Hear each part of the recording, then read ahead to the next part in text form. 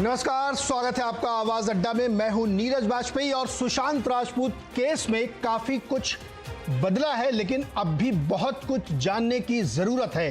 तकरीबन 106 दिन हो चुके हैं और हमें अब तक उस सच का पता नहीं चला है कि मौत कैसे हुई थी सुशांत सिंह राजपूत की, क्योंकि इस बीच में केस में बहुत सारे मोड़ आए हैं और ड्रग्स का एक नया पूरा केस खुला है जिसमें बहुत सारे एक्टर्स से पूछताछ चल रही है।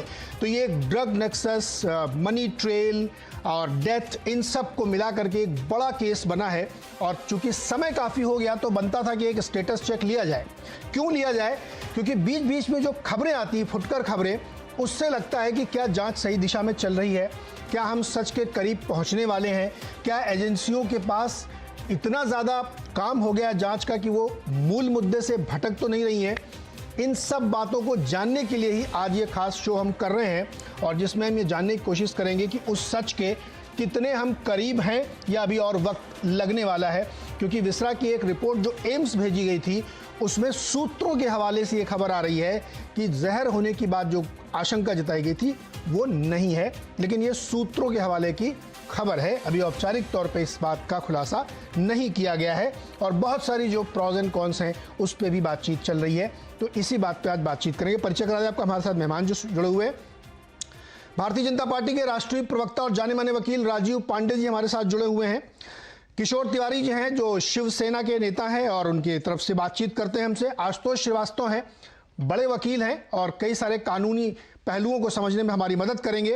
अर्शी खान है जो एक्टर हैं और इनसे भी समझेंगे कि जो बॉलीवुड में इस समय चल रहा है और इस पूरे केस की सिचुएशन क्या है। और साथ ही नूपुर मेहता जी हमारे साथ हैं, ये भी एक्टर हैं और इनसे भी बातचीत करेंगे कई सारे पहलुओं पे। स्वागत है आप सबका।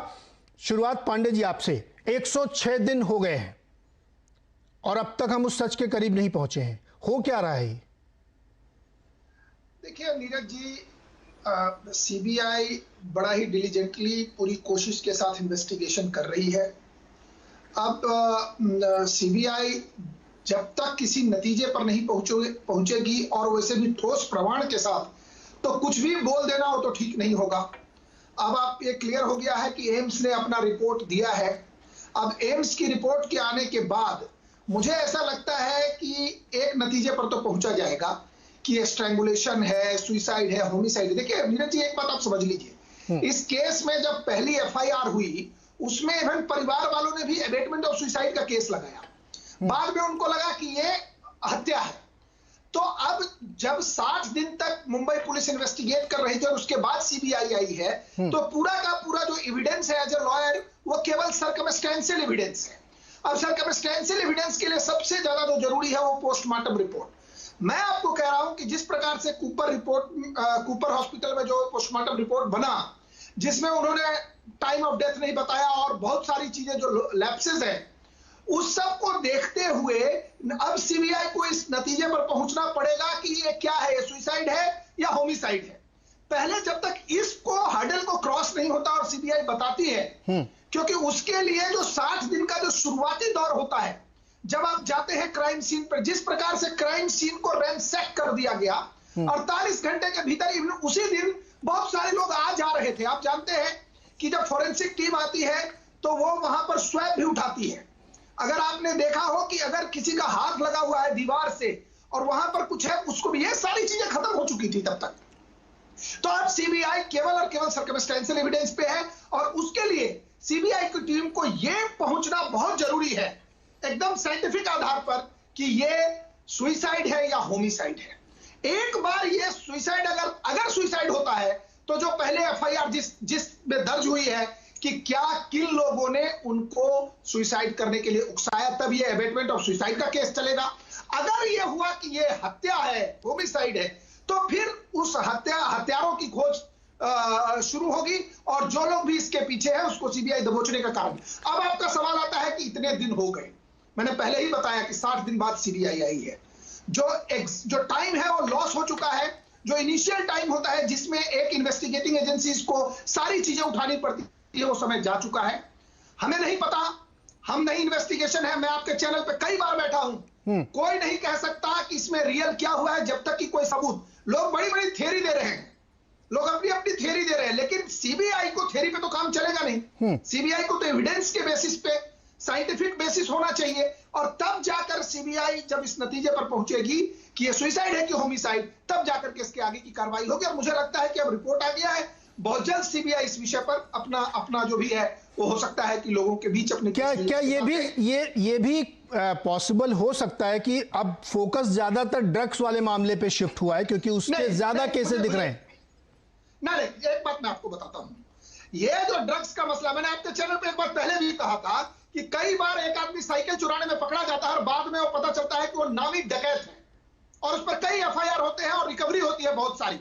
देखिए, एनसीबी का जो इन्वेस्टिगेशन चल रहा है वो एक बाई प्रोडक्ट है, क्योंकि जब एक्यूज्ड के लिए गए फोन और सारे इलेक्ट्रॉनिक उनके मोबाइल और इन सब चीजों को लिया, और जब उसमें से चैट निकल के आ गया, मैं जस्ट एक उदाहरण देता हूं आपको, अगर इनमें से किसी एक्यूज्ड का चैट निकल के आ जाता कि ये कहीं पर आरडीएक्स के लेन देन में है, तो क्या उन पर एनआईए इन्वेस्टिगेट नहीं करती? ये बाई प्रोडक्ट है। सुशांत सिंह राजपूत को न्याय मिलना चाहिए, लेकिन अगर उस दौरान इन्वेस्टिगेटिंग एजेंसीज को किसी और चीज के बारे में कोई खबर आ जाए, 154 में एक कॉग्निजेबल ऑफेंस आ जाए, तो क्या आप चाहते हैं कि उसकी कार्रवाई नहीं हो? तो एनसीबी की जो कार्रवाई है वो अलग है, ईडी अपना जो कार्रवाई है वो अलग है, और सुशांत सिंह राजपूत के जो ट्रेजिक डेथ है उसके बारे में जो चल रही है वो सीबीआई को, पहला मेरा अपना मानना है कि पहले सीबीआई को इस आधार पर साइंटिफिक बेसिस पे ये पहुंचना है कि क्या ये सुसाइड है या होमिसाइड है।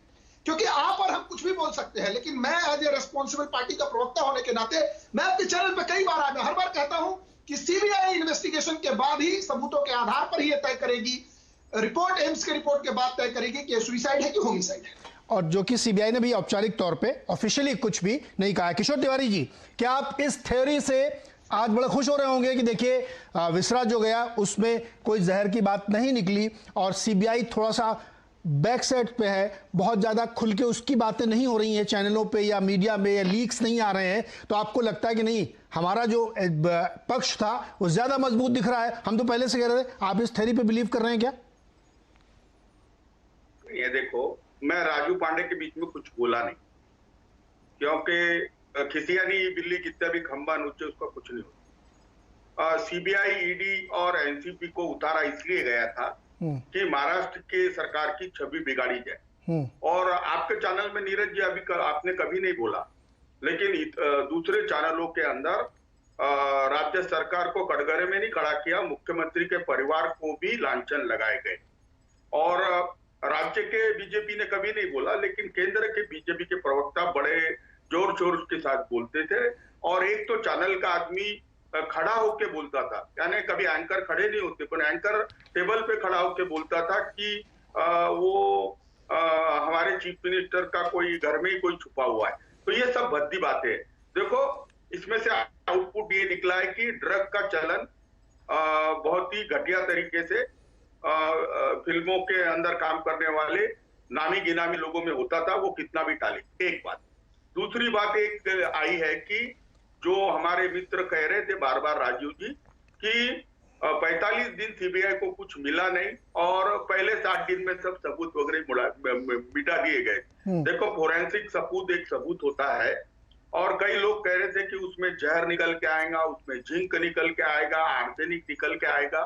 हमको सूत्रों की माहिती जो मिली है कि उसमें जहर तो नहीं था, लेकिन बड़े मात्रा में ड्रग लेने के उसमें सब अवशेष मिले हैं, और पेट में अनाज नहीं मिला और ड्रग ही मिला, ऐसा भी आया है। अब ये सब चीजें सुशांत सिंह के जातीय तौर पे बदनामी के है। मैं सुशांत सिंह का चारित्र हनन नहीं करना चाहता हूँ। एक बात है कि सुशांत सिंह ये विचार में चले गए थे, विचार में जाने के बाद उन्होंने आत्महत्या की। मैं एक सवाल पूछना चाहता हूँ तिवारी जी से। देखो, बीच में बोला। अरे सवाल तो सुन लीजिए। अरे दो बड़े बात, आपको क्या लगता है कि जो हत्या है वो केवल जहर से हो सकती है? अरे गला दबा के भी हत्या होती है, हत्या केवल जहर से नहीं होती साहब। हत्या गला दबा के उतावले हो रहे हैं, आपके उतावले होने का क्या कारण? पांडे जी एक मिनट रुकिए जरा, भाई तिवारी जी की शिकायत है, उनको सर कंप्लीट कर लीजिए तिवारी जी फटाफट जल्दी से, उसके बाद फिर मैं बाकी लोगों के पास जाऊँ, बाकी भी जानते हैं। जल्दी बोल रहा हूँ। हूँ। हाँ, कंप्लीट करिए। देखो, 45 दिन के अंदर कोई आत्महत्या को हत्या बताकर किसी निर्दोष को पकड़ नहीं सकता, और अबेटमेंट ऑफ सुसाइड का भी जो है, तो हम निर्दोष लोगों को किसी के खुद के आत्मघात के लिए दोषी मानकर उन पर सजा नहीं दे सकते।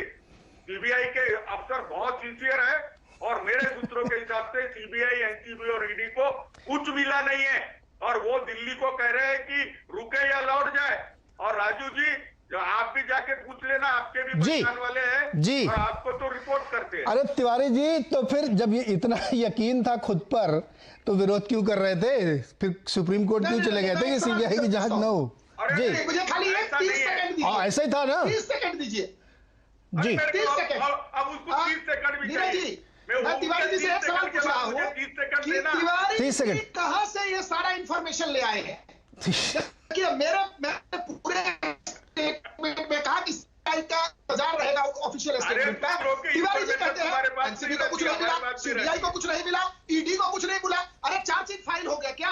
क्लोजर रिपोर्ट फाइल हो गया? तिवारी जी, आप बहुत सीनियर आदमी हैं, आपकी मुस्कान पे पूरा देश फिदा हो चुका है, लेकिन कुछ बोलते वक्त ये तो समझिए ना कि कहां आप जा रहे हैं। जी, आपको कैसे पता? आपको फोन किया था क्या?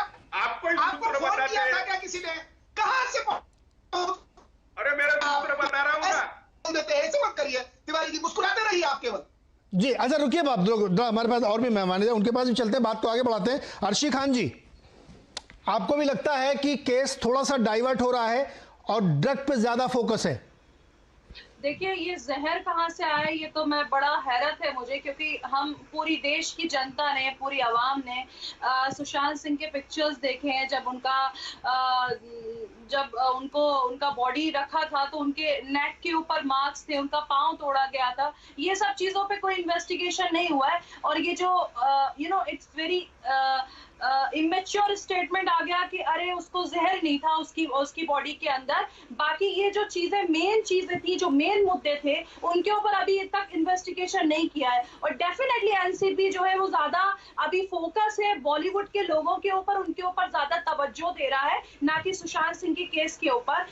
लेकिन मैं दिल से चाहती हूँ कि जो रिया चक्रवर्ती अभी एनसीबी की कस्टडी में है, जिससे जितनी मालूमात हुई है, जितनी लीड हुई है, जितनी चीजें मिली है, उसको अभी सीबीआई के हवाले कर देना चाहिए, क्योंकि वो ही एक ऐसी बंदी है जो हमारी आगे चल के बहुत चीजों के अंदर बता सकती है कि सुशांत सिंह राजपूत के साथ क्या क्या हुआ और क्या क्या नहीं हुआ।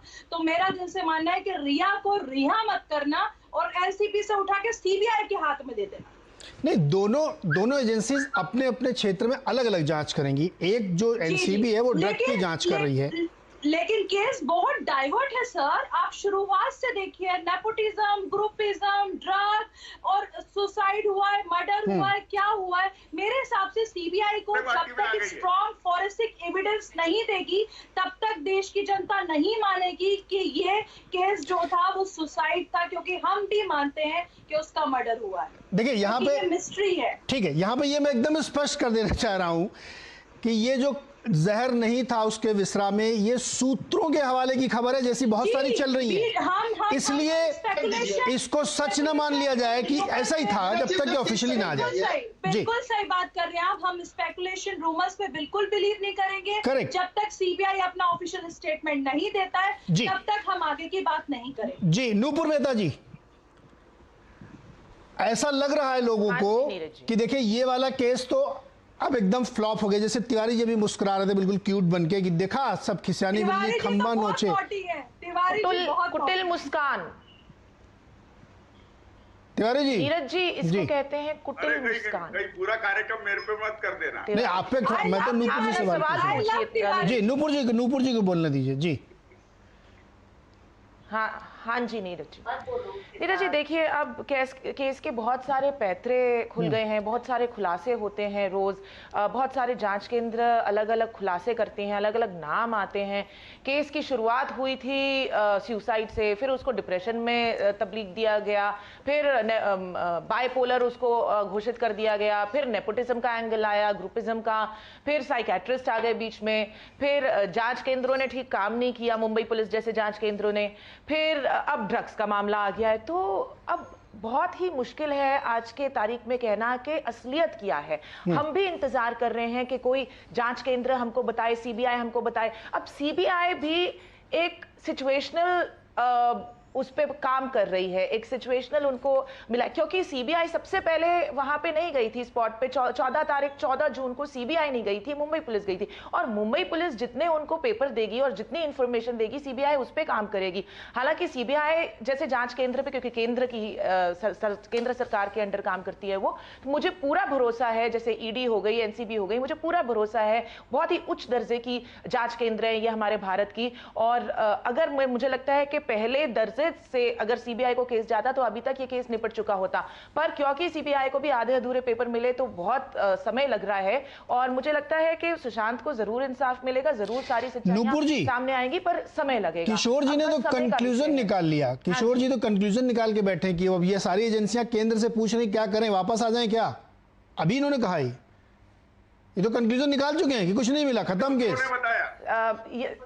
अब मुझे लगता है किशोर जी शिवसेना छोड़ के अब न्यायपालिका में भर्ती हो गए हैं, न्यायाधीश बन गए हैं हमारे तिवारी जी, न्यायाधीश। अभी फैसला सुनाने लगे हैं हर न्यूज चैनल पे जाके किशोर जी। तो तिवारी जी अभी फैसला और बता दीजिए, क्या होएगा? रिया की रिहाई होएगी कि नहीं होएगी? ये इसका भी प्रेडिक्शन कर दीजिए। आपने तो फैसला सुनाना शुरू कर दिया। बोला है उसको सीबीआई को। अच्छा, होने वाली है।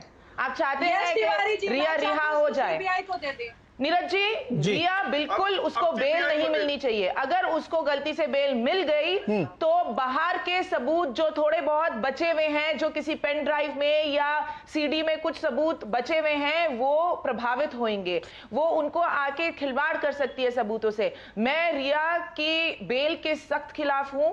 मुझे लगता है आगे उनकी कस्टडी अब सीबीआई को जानी चाहिए। एनसीबी अपना सवाल जवाब उनसे कर चुकी है और ड्रग पेडलर्स के साथ उनका केस गया है। हाँ, उन्होंने बोला कि वो सुशांत के लिए ड्रग्स मंगाती थी। मतलब ये एक ड्रग डीलिंग का केस आ जाता है, ड्रग पेडलिंग का केस आता है। अगर आपने सेवन किया है ड्रग्स का, वो फिर भी बेलेबल ऑफेंस है। पर अगर आपने आगे सर्कुलेट किया या किसी के लिए मंगाया है, वो नॉन बेलेबल ऑफेंस है। उस पे बहुत सारी अलग से धाराएं लगेंगी और वो बहुत ही बड़ा जुर्म माना जाता है। तो वो उस केस में फंसी हुई है। मुझे नहीं लगता उनको बेल मिलनी चाहिए। पहले भी 2 बार वो बेल की याचिका, ये तो खैर कोर्ट तय करेगा। ये तीसरी बार दी है। ये बेल मिलेगी नहीं मिलेगी, सही बात है, कोर्ट तय करेगा। हम लोग हाँ, बिल्कुल ठीक है। आप अपनी नहीं सुना रही हूं बात, नहीं आई एग्री, आप अपनी बात रख रही हैं, उसमें मुझे कोई आपत्ति नहीं है। मैं तो सिर्फ बता रहा हूं दर्शकों की जानकारी के लिए कि ये कोर्ट फैसला करेगा। राइट। आशुतोष जी, आप एक इस पूरे नैरेटिव, बिल्कुल ये न्यायालय फैसला, नैरेटिव में एक बड़ी दिलचस्प बात देखिए। सीबीआई की तरफ से एक भी स्टेटमेंट नहीं है, ईडी की तरफ से एक भी स्टेटमेंट नहीं है जी, लेकिन तिवारी जी ने फैसला सुना दिया। जी देखिए, मैं तो कोई पॉलिटिकल पार्टी से बिलोंग करता नहीं हूं, इसलिए मैं कोई पॉलिटिकल स्टेटमेंट दूंगा नहीं। जब कभी फ्यूचर में आऊंगा तब की बात होगी। देखिए, मैं ये कहना चाहता हूं नीरज जी कि देखिए, इसमें 3 जो अलग अलग विंग्स अपना जो काम कर रहे हैं ऑथोरिटीज, एक एनसीबी कर रहा है, ईडी कर रहा है और दूसरा सीबीआई कर रहा है। देखिए, अभी तक जो हमने देखा कि एनसीबी में जो गतिविधि हो रही थी, जो वो लोग जो है जिसको समन कर रहे थे, बुला रहे थे, वो आके अपना उनका जो है स्टेटमेंट वो नोट कर रहे थे, तो लोग उसी चीज को देख रहे थे इन दौरान। इसका मतलब ये नहीं है कि सीबीआई जो है चुप बैठी थी या सीबीआई कोई इन्वेस्टिगेशन ही नहीं कर रही है या सीबीआई में कुछ हो ही नहीं रहा है। देखिए, अभी तक सीबीआई ने जो परसों का जो मुझे लगता है जो स्टेटमेंट आया है, उससे यही उन्होंने कहा है कि हम इसको जो है बहुत ही डिटेल में और बहुत ही प्रोफेशनल तरीके से हम इसका इन्वेस्टिगेशन कर रहे हैं।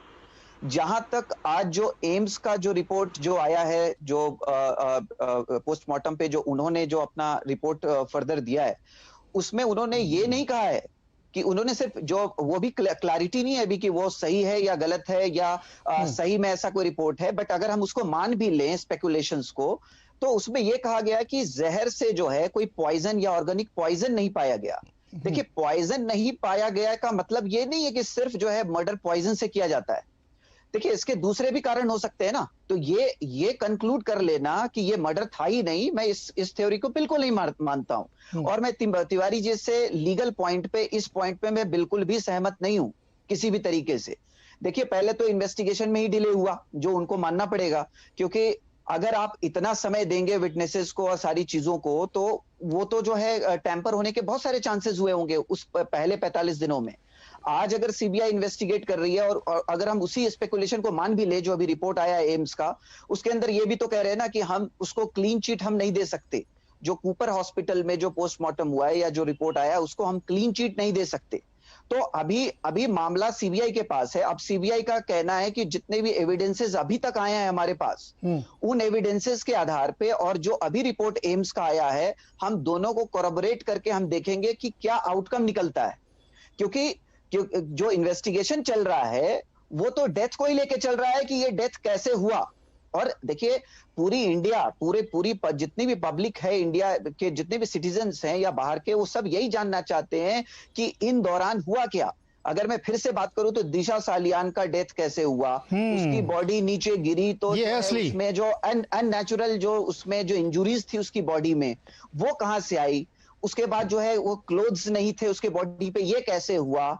उसके बाद जो की मेकर का जो हमने देखा था, जो चाबी बनाने वाला आया था, वो दरवाजे में जिस दरवाजे के अंदर जिस रूम में सुशांत सिंह की डेथ हुई थी, जब वो आया तो उसको अंदर नहीं जाने दिया गया, उसको जो है दूसरे कमरे की मतलब जो लॉक है उसका फोटोग्राफ भेजा गया। तो ये सारी चीजों का जवाब तो सीबीआई से लोग इंतजार कर रहे हैं और मुझे पूरी उम्मीद देखिए लिगेचर मार्क को मैं अगर पकड़ लूं, हाँ आ रहा हूं आपके पास ही आ रहा हूं। लिगेचर मार्क जो था उसका मिसमैच की जो बात आ रही थी, ठीक है, उसके बाद और भी हाँ एक मिनट मैं जरा कंप्लीट कर लूं सर। तो ये सारी चीजों पे लोग इंतजार कर रहे हैं, लोग जानना चाहते हैं कि ऐसा क्यों हुआ। अगर हम सुसाइड की भी थ्योरी को मान ले थोड़ी देर के लिए, तो लोग ये भी जानना चाहते हैं कि फिर उसने सुसाइड नोट क्यों नहीं लिखा और क्या वजह थी। फाइनेंशियल भी कोई इशू नहीं था।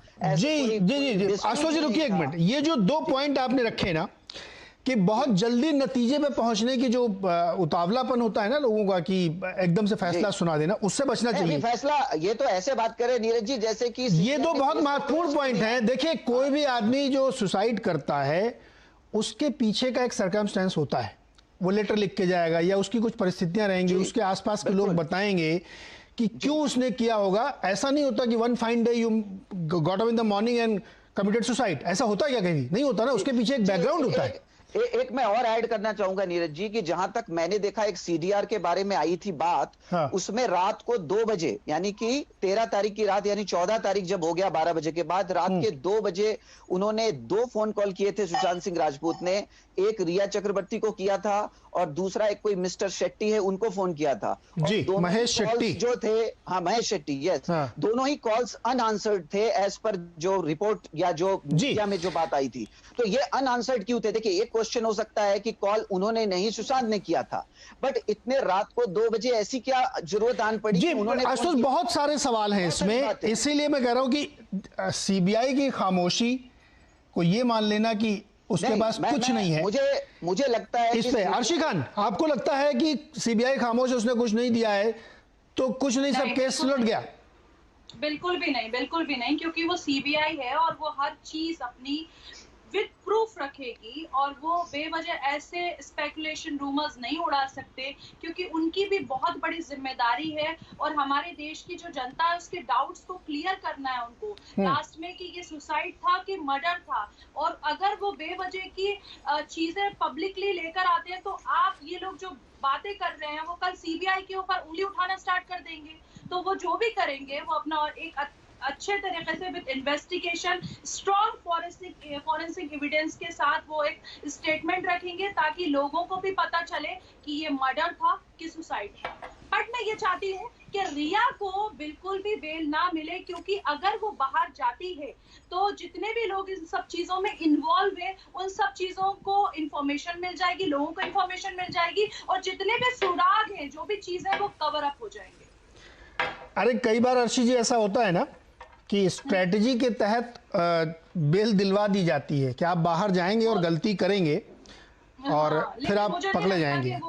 मैं थोड़ा क्लैरिफाई कर दूं उनको लीगल पॉइंट पे कि सर आशुतोष जी एक मिनट रुकिए जरा, मैं अभी आपके पास आता हूं। पांडे जी और तिवारी जी को जरा स्क्रीन पर रखिएगा। अच्छा ओके। मैं ये जानना चाहता हूं, तिवारी जी और पांडे जी एक एक करके जवाब दीजिएगा, क्या सीबीआई के पास कुछ ऐसा सुराग, कुछ ऐसा चीज हाथ लग गया है जो बिल्कुल केस को क्रैक कर देगा? इसलिए बड़ी हलचल है राजनीतिक हलकों में। तिवारी जी पहले आप जवाब दे दीजिए, फिर पांडे जी आप। नहीं, एक आशुतोष श्रीवास्तव बहुत ही जाने माने वकील है, और लेकिन उन्होंने कोई बातों से इनकार नहीं किया कि सेंट्रल की तीनों भी एजेंसी है। मैंने जो सवाल पूछा उसको दो ना जवाब पहले, तिवारी जी। देता हूँ ना, तभी देता हूँ। पहले इसका मेरे खिलाफ आरोप लगाए तो मैं जरा बोल दूं ना। तिवारी जी पॉइंट पे आइए, तिवारी जी पॉइंट पे आइए। पॉइंट पे जो मैंने पूछा पहले उसका दीजिए, फिर बाद में आरोप भी बता दीजिए। तिवारी जी आपका आरोप यह है डिबेट के लिए नहीं है, पॉइंट पर आइए, बताइए तिवारी जी। हाँ, अब मैं बता देता हूं कि अगर सीबीआई को बंबई पुलिस के अंदर खामियां दिखती तो बंबई पुलिस के अधिकारियों को भी एविडेंस मिटाने के आरोप में सम्मत किया जाता, और जो पोस्टमार्टम रिपोर्ट करने वाले डॉक्टर में भी कोई खामियां दिखती तो उनको भी बुलाया जाता। आप हमारे महाराष्ट्र पुलिस और महाराष्ट्र के डॉक्टर्स की क्रेडिटेबिलिटी को चैलेंज कर रहे हैं। एम्स ने जो कहा है वही महाराष्ट्र के डॉक्टर्स ने कहा है, और बंबई पुलिस ने इनोसेंट लोगों को इस केस में नहीं पकड़ा। ये कोई गुनाह नहीं हुआ है।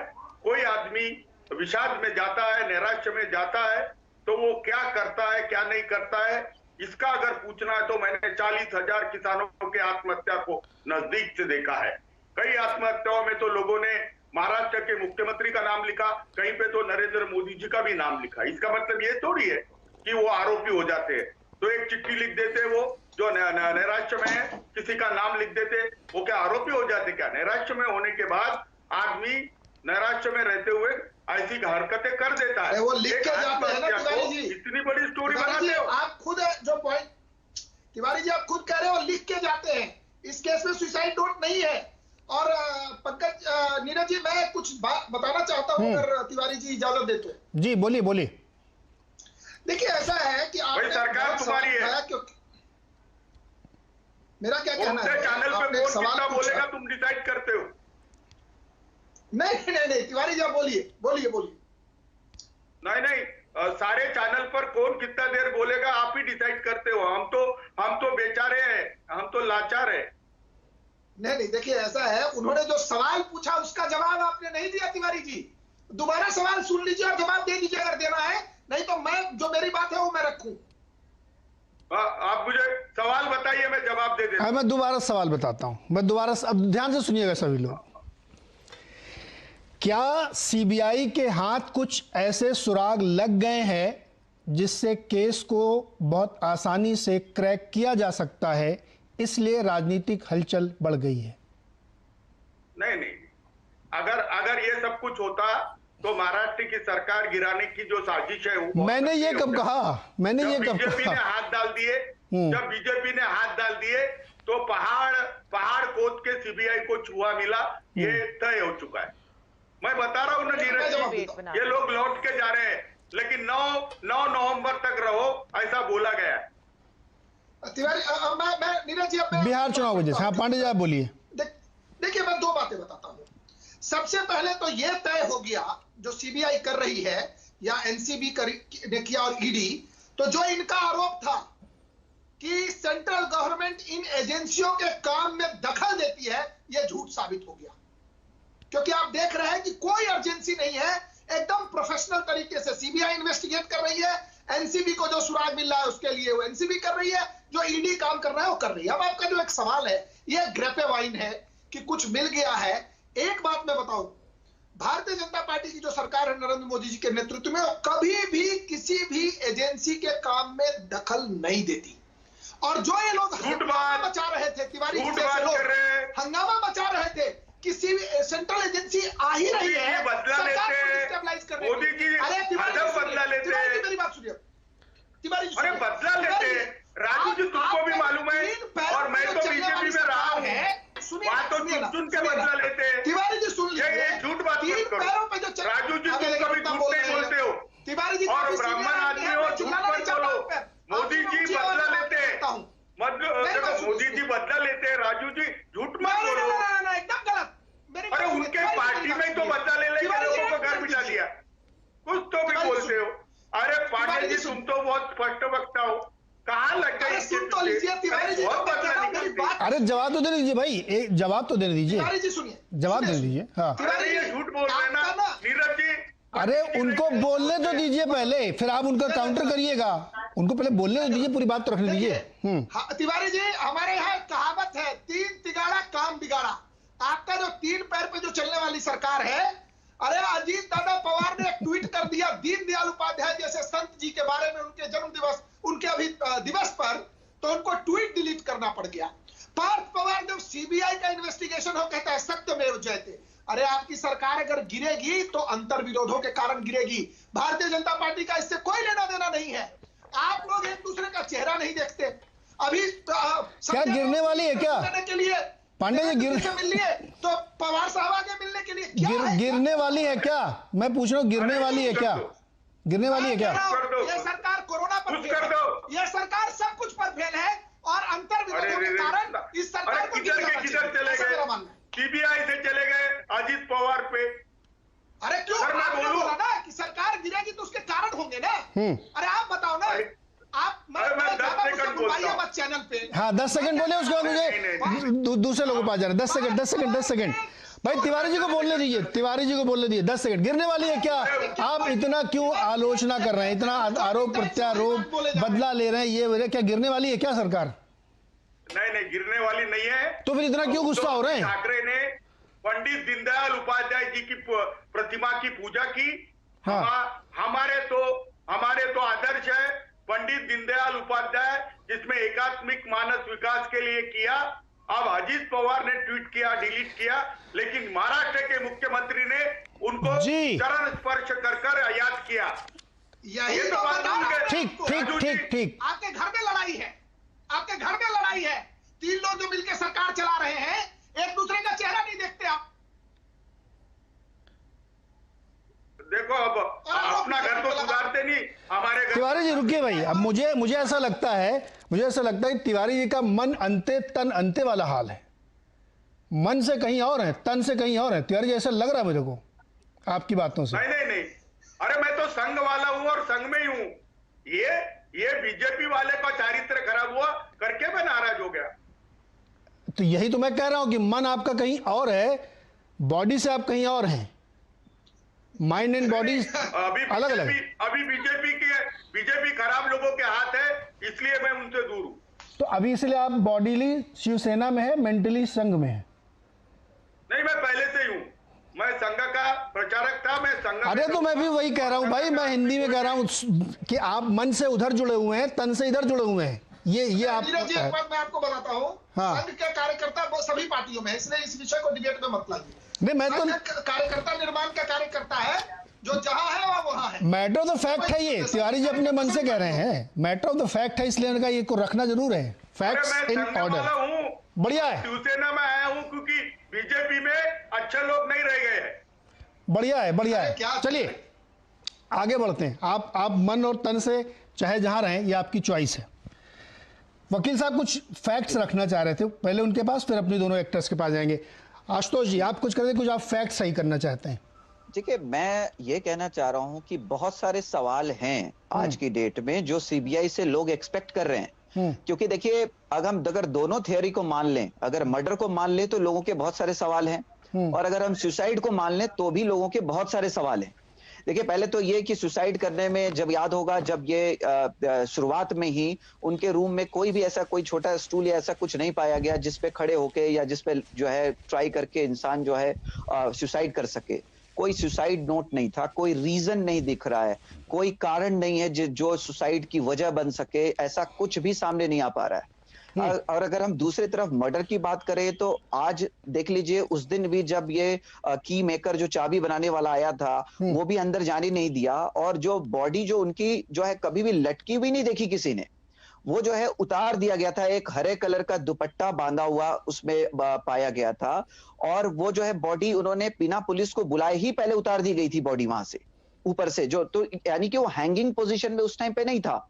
और जो बाथ रोब होता है, उसका एक बेल्ट होता है, उसके भी निशान वहां पे आए थे, और वो बेल्ट भी वहां पे अवेलेबल था। ये आज भी रिपोर्टिंग में बहुत जगह पे दिखता है। तो कहने का मतलब ये है कि ये जो अगर हम इस मर्डर को थ्योरी को माने तो बहुत सारी बातें हैं जिसका इंतजार लोग कर रहे हैं, जिसके जो सवाल जो है लोगों के मन में, यहां तक कि जो सिम कार्ड्स बदले गए थे, सुशांत सिंह ने बहुत सारे सिम कार्ड बदले थे, उसका क्या रीजन था, क्या कारण था। फिर ये जो दिशा सालियान का जो फियांसे है ना, जो रोहन रॉय के नाम से लोग जानते हैं, वो कहाँ है इस वक्त और उसने क्या स्टेटमेंट दिया, ऐसी क्या बात हुई थी। क्योंकि देखिए 8 तारीख के रात में जो घटना हुई है और जो 14 तारीख को हुई है, इन दोनों में कोई ना कोई कोरिलेशंस हैं, क्योंकि सबका जो सीडीआर रिपोर्ट है हर एक के मोबाइल फोन का, चाहे वो दिशा सालियान हो, रोहन रॉय हो, या सुशांत सिंह राजपूत हो, या रिया चक्रवर्ती हो, या ये सिर्फ थ्रेड हो सकते हैं, इसके पीछे और भी बहुत सारे लोग हो सकते हैं जिनके सीडीआर को, मोबाइल के हर लोकेशंस को, और जहां जहां फोन किया गया और क्यों फोन किया गया और जिसको जिसको फोन किया गया, उन सबको बुला के उनका स्टेटमेंट, मुझे लगता है कि सीबीआई इन सारे जो इश्यूज हैं इन सब के ऊपर जो है काम कर रही होगी, तभी अभी तक कोई प्रॉपर स्टेटमेंट नहीं आया। क्योंकि मुझे लगता है सीबीआई भी एक कॉन्फिडेंशियलिटी को मेंटेन करते हुए इन्वेस्टिगेट करेगी। वो तो ऐसा तो नहीं है कि सबको बताते हुए, जितने आपके यहाँ पे पैनल पे पॉलिटिकल पार्टीज बैठी हैं उनको बता के तो नहीं करेगी इन्वेस्टिगेट।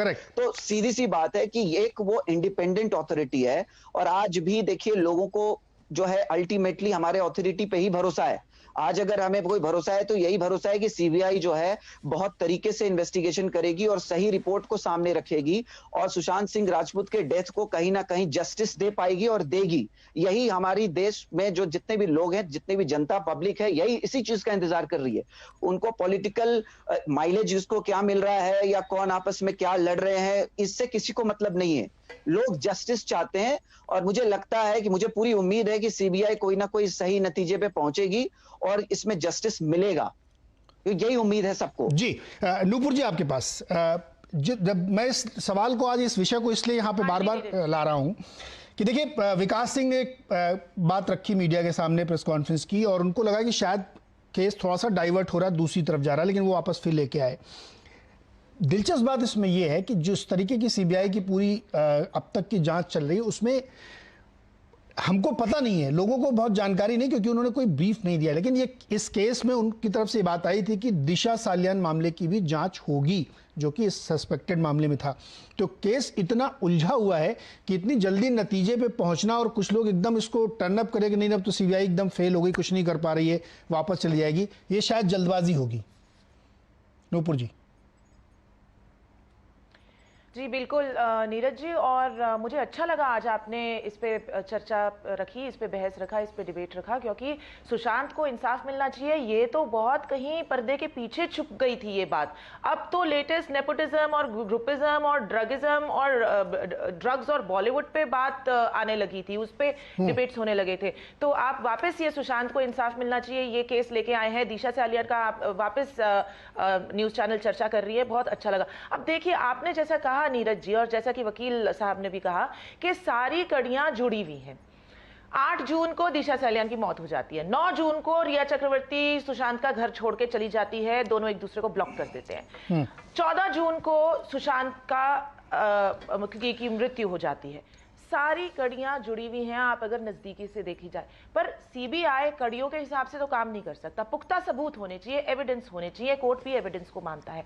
अब एविडेंस जुटाने में, क्योंकि बहुत सारे एविडेंस टैंपर हो चुके हैं, एविडेंस के साथ खिलवाड़ हो चुका है, प्रभावित हो चुके हैं बहुत सारे सबूत, तो एविडेंस को जुटाने में थोड़ा समय लगेगा। मुझे लगता है कि हमको थोड़ा वेट करना चाहिए, क्योंकि 106 दिन से मुंबई पुलिस के पास केस था, मुंबई पुलिस ने किसी का सहयोग किया नहीं, मुझे राज्य पुलिस पे बिल्कुल विश्वास रहा नहीं है, और अब 40 दिन से 45 दिन हो गए हैं जो कि सीबीआई को केस गया है। मुझे लगता है कि 90 दिन का समय सीबीआई को मिलना चाहिए इस केस की कड़ियां जोड़ने में।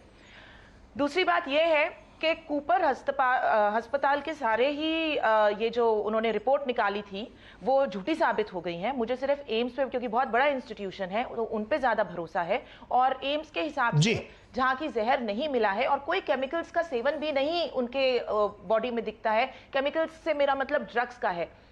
और जैसे कि रिया बोलती है कि मैं तो सुशांत के लिए मंगवाती थी ड्रग्स, और मुझे एक बात बताइए, ये मुद्दा किसी ने उठाया नहीं है नीरज जी। मुझे आपसे एक सवाल पूछना है कि अभी तक ये लड़का सुशांत सिंह राजपूत, सब इसके साथ ठीक चल रहा था, MS धोनी जैसी बड़ी फिल्म हिट दी, छिछोरे जैसी बड़ी फिल्म हिट दी, बहुत अच्छी अच्छी A बैनर की फिल्में कर रहा था, पैसे भी थे इसके बैंक अकाउंट में। पर जब से ये लड़की रिया चक्रवर्ती इसकी जिंदगी में प्रवेश करती है 2019 से, इसकी जिंदगी प्रभावित हो जाती है, इसके सारे पूरी जिंदगी इसकी खराब हो जाती है, लाइफस्टाइल इसका बिगड़ जाता है, ये ड्रग्स भी लेना शुरू कर देता है, रात को लेट भी सोना शुरू करता है, पार्टियां करना शुरू करता है, इसके फार्म हाउस में पार्टी होती है, इसको काम भी मिलना बंद हो जाता है। मतलब इसके 2019 में जब से रिया का प्रवेश हुआ है तब से ही इसकी लाइफ में प्रॉब्लम्स शुरू हो गई हैं, और फिर ये 1 साल के अंदर, वो लड़की इसके लाइफ में 1 साल तक रहती है और फिर 1 साल के अंदर ये सुसाइड भी कर लेता।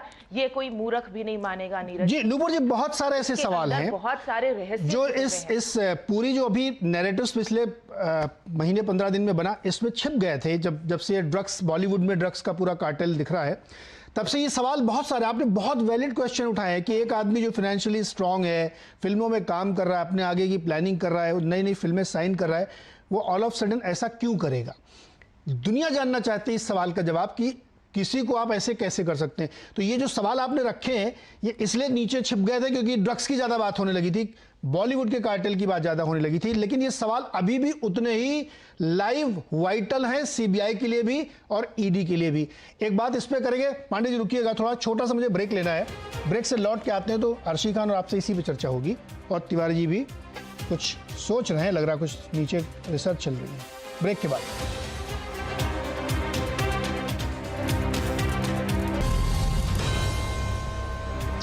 स्वागत है एक बार फिर से आपका आवाज अड्डा में, और चर्चा हो रही सुशांत केस की कि उसमें कहां तक मामला पहुंचा, और इस बीच में ड्रग का एक बड़ा मामला बॉलीवुड के बड़े स्टार्स के बीच में आया जिनकी जांच चल रही है, और उसमें कई सारी बातें ऐसे निकल के आई। मैं अभी देख रहा था, पढ़ रहा था कि जो किसकी गांजे की सिगरेट होती है, वीड की वो पतली नहीं मोटी होती है, हैश की पतली होती है, ऐसे कुछ डिस्क्रिप्शंस चल रहे थे कि किस सिगरेट को कैसे अंदाज़ा लगाना चाहिए।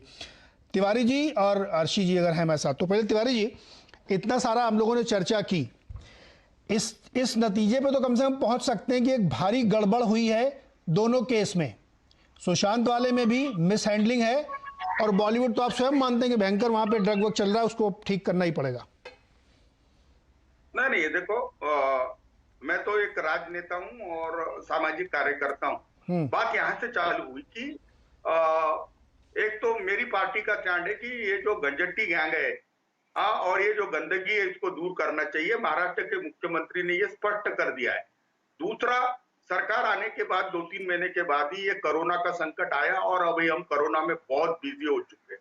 उसके बाद बेरोजगारी थी, किसान आत्महत्या थी, किसान बिल भी आ चुके। लेकिन मैं एक बात बता रहा हूं कि बंबई पुलिस ने कोई भी गड़बड़ी की होगी तो CBI उसको उजागर करेगी, लेकिन उसके पहले ही इतने दोषारोपण करना, और बंबई पुलिस से ज्यादा तो हमारे जो हॉस्पिटल के डॉक्टर्स है उनकी इंटीग्रिटी को भी चैलेंज किया गया। कोई मैनेज नहीं होता है, सबको अपनी अपनी रिस्पॉन्सिबिलिटी को फेस करना पड़ता है। बंबई पुलिस के ही अफसर CBI में अफसर बने हुए हैं, बहुत सीनियर पोस्ट पे रह चुके हैं। हमारे बंबई के DG अनामी राज सरी के लोग प्राइम मिनिस्टर सिक्योरिटी पे थे, और परम सिंह तो इतना बड़ा अधिकारी है कि उसने सबसे बड़ा रैकेट तोड़ा है।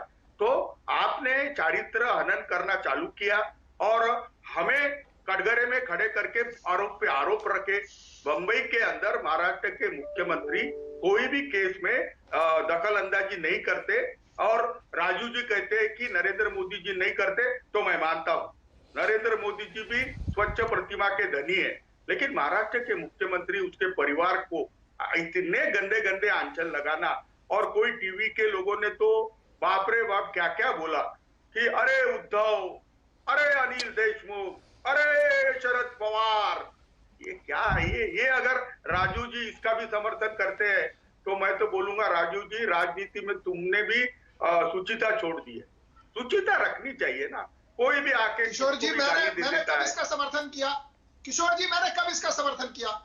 किशोर जी, मैंने कब इसका समर्थन किया? आप अपनी बात मेरे ऊपर मत रखिए प्लीज। नहीं, तुमने नहीं किया, तुम्हारे दिल्ली के लोग करते हैं। तुम तो राष्ट्रीय मुझे प्रवक्ता हो और मैं दिल्ली पार्टी के के तरफ से प्रवक्ता यहाँ बात कर रहा हूँ और हम मुद्दों पर बात करेंगे तिवारी जी। जी तिवारी जी, हम मुद्दों पर नहीं बात करो। करेंगे। मैं आपको एक बात नहीं, बताता हूँ, सुनिए आप सुनिए मानते नहीं कि मुंबई पुलिस से गलती हुई कि 48 घंटे के भीतर ये कह देना कि दिशा सालियन की जो घटना है वो आत्महत्या है? क्या मुंबई पुलिस के कमिश्नर को 48 घंटे में यह कह देना कि सुशांत सिंह राजपूत ने आत्महत्या की? क्या एक पोस्टमार्टम रिपोर्ट में टाइम नहीं आना ये ठीक है? किसी भी पोस्टमार्टम रिपोर्ट, क्या आप मानते हैं कि जो भी ड्रग्स चैट निकले हैं, आपको मैं बताता हूं तिवारी जी, इस देश में एक एक रुपया जो ड्रग्स के बिकने से आता है उसका इस्तेमाल केवल और केवल आतंकवादी और नक्सली करते हैं और देश विरोधियों के लिए है। इसलिए मैं चाहता हूं कि ड्रग्स जो भी है उसको खत्म किया जाए और उसको नष्ट नाबूद किया जाए, क्योंकि किशोर तिवारी जी, अगर आप और हम बचना चाहते हैं ना तो हमको इस ड्रग्स कार्टेल को खत्म करना पड़ेगा। देश की जनता को साथ में आना चाहिए कि किस प्रकार से ड्रग्स के जो कार्टेल के जो हेड है ना उनको सरेआम सजा मिलनी चाहिए, क्योंकि उन सारे पैसों का दुरुपयोग केवल और केवल आतंकवादी और नक्सल गतिविधियों में हमारे आर्मी के जवानों पर हमले होते हैं, बॉम्ब ब्लास्ट करते हैं, और ये सब वही लोग हैं। मैं बोलना नहीं चाहता, अगर आप एक लिस्ट निकालें तिवारी जी की किन लोगों की अरेस्टिंग हुई है एनसीबी में, आपको पता चल जाएगा कि कौन लोग इनके पीछे है। इसलिए जो भी व्यक्ति है, कोई भी व्यक्ति है, किसी भी पार्टी से, नीरज जी, मुझे बहुत सवाल किए। आपसे एक ही सवाल है सर। हाँ, आपसे एक ही सवाल है तिवारी जी। अनिल देशमुख जी क्लीन चिट दे रहे थे, डीसीपी क्लीन चिट दे रहे थे, 2 महीने तक आप हू से बात कर रहे थे और आप उस पुलिस के गुणगान कर रहे हैं, बताइए। एक बात सुन लो। हाँ, इतनी मैं इस पे खुलासा कर देता हूँ कि एनसीबी इतनी होनार है। नीरज जी, पहले तिवारी जी को ये बताइए, ये दिल्ली की बात कर रहे थे, तो 300 किलो दिल्ली में आपकी सरकार है, बीजेपी नहीं है दिल्ली में। 40 जवान को शहीद किए, वो 300 किलो आर्डिक ढूंढ ले ना, एक दिन तो कुछ किया नहीं। चल रहे यहाँ पूरे नेशनल एजेंसीज का मिसयूज कर सरकारें गिराने का प्लान बनाते हो। शर्म आनी चाहिए भाई, ये गलत काम कर रहे हैं आप लोग। आप इतना जो गंभीर आरोप लगा रहे हैं सरकार गिराने का, खतरा में नहीं है ना? आपने खुद अभी कहा कि आपकी अरे भाई, वो 300 किलो आडिक्ट आया, उसके बारे में तो अभी तक एक सुराग नहीं मिला। और यहाँ 50 ग्राम गांजा तिवारी जी, आपको आरडीएक्स का इतना मालूम है कैसा बोल रही है? जिम्मेवार है तो आप कंप्लेन करिए ना जाके। आतंकवादी आ गए 50 ग्राम गांजा में, और 300 किलो आडिक्ट आ गए, और तुम्हारी सरकार देखते रही। तिवारी जी, 300 किलो आडिक्ट कहां से आया? 40 जवान शहीद कर दिए, समझने की कोशिश राजीनामा मांग लो, राजीनामा। तिवारी जी, प्राइम मिनिस्टर साहब ने नूपुर जी कुछ कहना चाह रही हैं। ड्रग्स और आरडीएक्स की नूपुर जी कुछ कहना चाह रही हैं। बहुत जानकारी है। हाँ नूपुर जी बोलिए। हाँ, मैं ये कहना चाह रही हूँ, पहले तो नीरज जी, ये तिवारी जी अभी दिल्ली की बात कर रहे थे कि दिल्ली के लोग ने करवाया है, तो इनको ये बता दीजिए कि दिल्ली में आपकी सरकार है, बीजेपी की सरकार नहीं है। शायद थोड़ा तिवारी जी कंफ्यूज हो रहे हैं। तो और दूसरी बात यह है कि तिवारी जी को इतनी जानकारी है आरडीएक्स की कि इतना 300-500 किलो आरडीएक्स आया है और कहाँ रखा हुआ है, और गांजा आया हुआ है वो कहाँ पे है। तो ये एनसीबी की पूछताछ तिवारी जी से भी होनी चाहिए।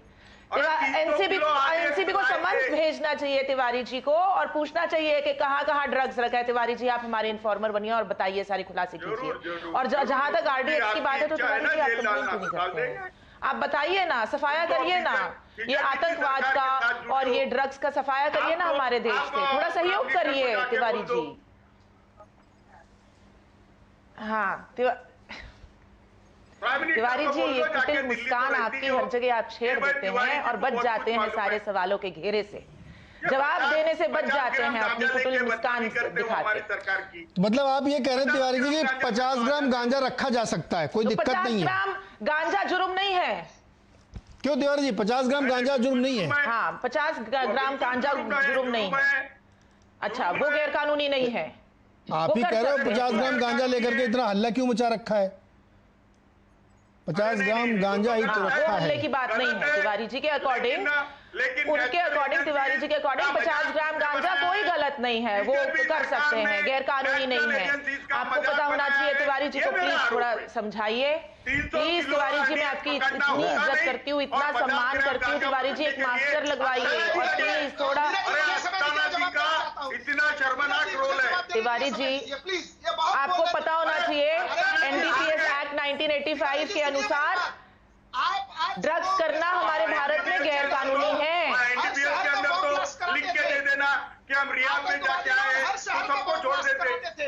अरे भाई, कंज्यूमर तो कुछ नहीं होता, वो बोलता है कि मैं तो इनोसेंट हूँ। तिवारी जी रिया को बचाना चाहते हैं। देश के किसी भी हिस्सों में आतंकवादी पहुंच रिया को तो देखा ही नहीं, मुझे जवाब दीजिए। और नुपुर तुमको अच्छा तिवारी जी, मेरा एक सवाल है आपसे। होते थे आतंकवादियों के द्वारा, आप क्या बीजेपी तिवारी जी, तिवारी पांडे जी, एक मिनट रुकिए, तिवारी जी कुछ कह रहे हैं। मेरा आपसे जरा सुन लीजिएगा, अरे भाई रिया सवाल का जवाब तो दे दीजिएगा तिवारी जी। बोलो बोलो बोलो बोलो। नहीं, आप किसी के नाना नहीं है, आप सबके तिवारी जी हैं। आप एक सवाल का जवाब दे दीजिएगा तिवारी जी कि अभी कोरोना 35,000 केसेस महाराष्ट्र में रोज पकड़े जा रहे हैं, और अभी 2 दिन बारिश आई महाराष्ट्र में, पूरा महाराष्ट्र स्विमिंग पूल बन गया, लोग बोटिंग कर रहे थे महाराष्ट्र में। सरकार ने क्या किया, राज्य सरकार ने क्या किया? राज्य सरकार के लिए सबसे पहला महत्वपूर्ण मुद्दा है कि बीएमसी को भेज के लड़कियों के ऑफिस करवाएं। ये सबसे प्रथम चीज देते हैं राज्य सरकार। पूरे भारत में 1,10,000 नहीं, पानी सरकार नहीं गिरा रही है, पर किया क्या है? और जी किया क्या है? कोरोना के लिए क्या किया? राजनीति करने को आ जाते हो शाम के वक्त टीवी पे आके। अच्छा, कोरोना राजनीति नहीं कर रही। मेरा सिर्फ सीधा सवाल है तिवारी जी, एक सवाल है, आप उसका जवाब दीजिए ना। आप क्यों गोलमाल बातें कर रहे हैं तिवारी जी? आप सीधा जवाब दीजिए। तिवारी जी, समय समाप्ति की ओर बढ़ चला है। आप मुझे जवाब दे दीजिए ना। अरे क्या नीरज जी, ये पूरा कार्यक्रम मुझको फोकस कर दे। अरे सर, अब आप सरकार में तो जवाब तो आप ही देंगे, महाराष्ट्र में सरकार आपकी, सर जवाब तो आपको ही देना पड़ेगा। तो पानी भी हम गिराते। अरे तो आप उसका जवाब दीजिए। आप ही देंगे ना। मैं कुछ कहना चाह रहा हूँ। पीएम केयर में पैसे हमारे हैं, 5 पैसा दे। चलिए ठीक है, अच्छा समय खत्म हो गया है, चलेगा तिवारी जी। अभी कुछ दिन पहले गांजा नहीं, सॉरी, बहुत बड़े ड्रग की एक मात्रा नवी मुंबई साइड में पकड़ी गई है। मुझे नहीं पता किसने पकड़ी है, लेकिन इसका मतलब हम काम कर रहे हैं। आप देखो ना सर, एनसीबी ने पकड़ी है, आप नहीं पकड़े। एनसीबी ने एनसीबी का महाराष्ट्र यूनिट है, हमारे पुलिस है। तो सर फिर महाराष्ट्र में एनसीबी की तारीफ करिए ना, आप एनसीबी की तारीफ करिए फिर के सारे कार्य। एनसीबी बहुत अच्छा काम कर रही है। एनसीबी के बोलने पर गलत काम कर रहा है, इसलिए बोला मैंने। ओहो, चलो ठीक है तिवारी जी, अब मैं शो समाप्त कर रहा हूँ। समय बिल्कुल खत्म हो गया है, समय खत्म हो गया है। बहुत सारे सवाल हैं और बहुत सारे उनके जवाब आने बाकी हैं। दर्शकों को ये बिल्कुल साफ होना चाहिए कि अभी औपचारिक तौर पे किसी एजेंसी ने कोई बयान नहीं दिया है, इसलिए किसी निष्कर्ष पे नहीं पहुंचना चाहिए। वक्त लगेगा लेकिन सच सामने आएगा। इसी उम्मीद के साथ आपसे विदा लेते हैं। बहुत बहुत धन्यवाद CNBC आवाज़ देखने के लिए, लेकिन कहीं जाइएगा मत, खबरों का सिलसिला जारी रहेगा।